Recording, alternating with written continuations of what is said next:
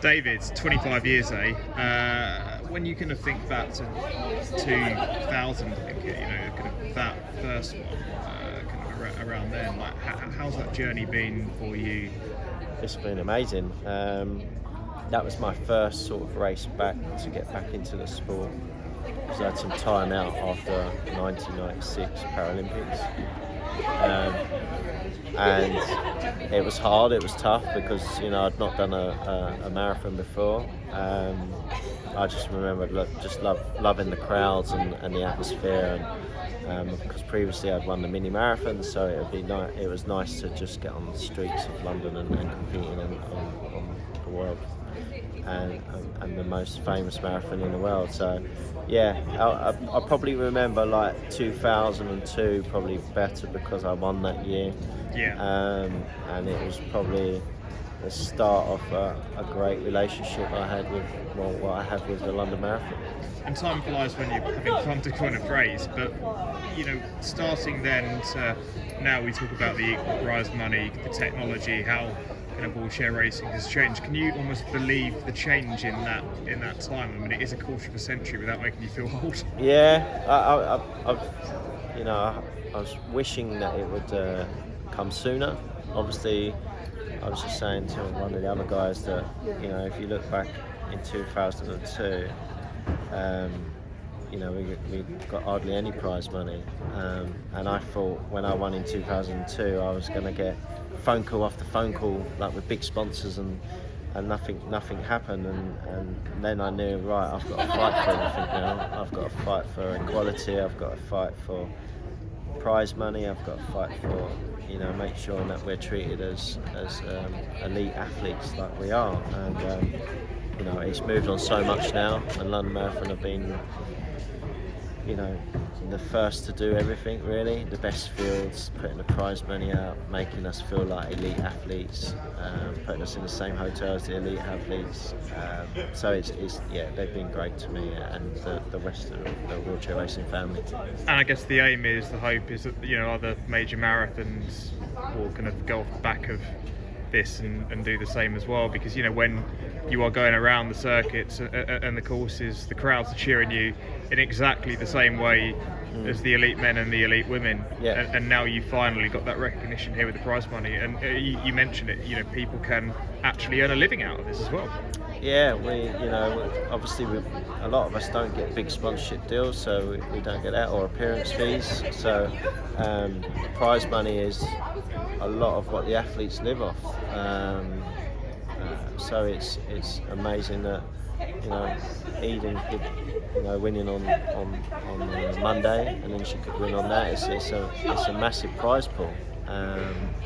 So yeah, it's great for us as a sport, because it'll move it forward. And I just 50 grand is a lot of money, and I'd love to win it, but I think it's going to be tough trying to beat that man over there. And talking about that, actually, so I remember a few years back you described his kind of wheelchair being a bit of a Ferrari, and obviously with the F1 link with Sauber as well and the technology around that. I was chatting to Hugh Brasher yesterday, and he mentioned about the fact that you've got this new kind of wheelchair. Can you explain more about how that came about, kind of the journey to that, and kind of the link between Formula One and athletics, and the evolving technology with that as well? Yeah, so someone approached me by email after London last year, after they saw what Marcel had done and knew about the chair, because it was obviously on the interviews and stuff, and asked me that they would love to invest in me. I said no at the beginning, because at the time I didn't think it was the chair. I thought it was me and my age, and so I had to think about it for a long time, because obviously I was a bit disappointed with my performance last year.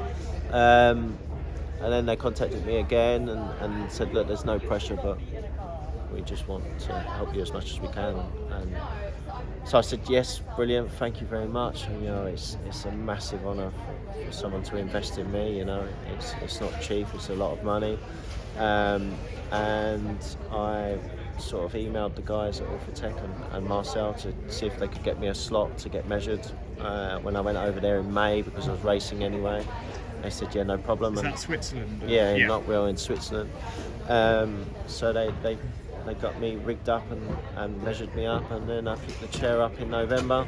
You spend 5 days there with the Orthotech team. They get you in the best position for you, mould the sort of chair around you, and then you go on a big treadmill to see if it works, and I just could tell it's going to work for me, and it gave me a confidence as well, just going back to training, because I just wanted to train every day in it. It felt special, and it's an amazing bit of kit, and I'm lucky that they've spent all the money doing the aero and the technology of it, but it's the best chair that I've ever seen. And the impact of that, obviously, it's the bad start to the track season as well, and that's made you think about the Paralympics and Paris, which arguably to a lot of people will almost be like a second home games after London 2012. And do you think that, you mentioned about the 15, the 5 and the marathon, like, firstly, what are your thoughts on that generally, and then secondly, do you think the Paris Paralympics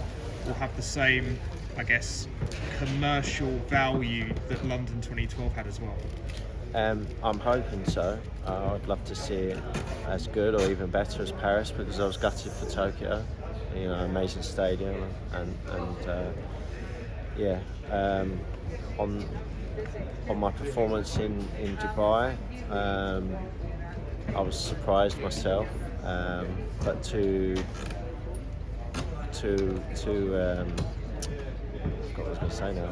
Yes, to do like, sorry, I was looking on the ranking list, and I haven't done that for years, like when I was on the track, but I've looked on the ranking list before I went to Boston, and to be number 2 in the world in 2 of the events, 15 and 5, at my age, it put a big smile on my face. So I've had this conversation with Tom at British Athletics, and we'll see how it goes next month, in Switzerland, and then I'll make my decision after that. But we'll talk as a team. One final one for me, 44. Obviously, you're going to get questioned a lot about this, I guess, in terms of retirement.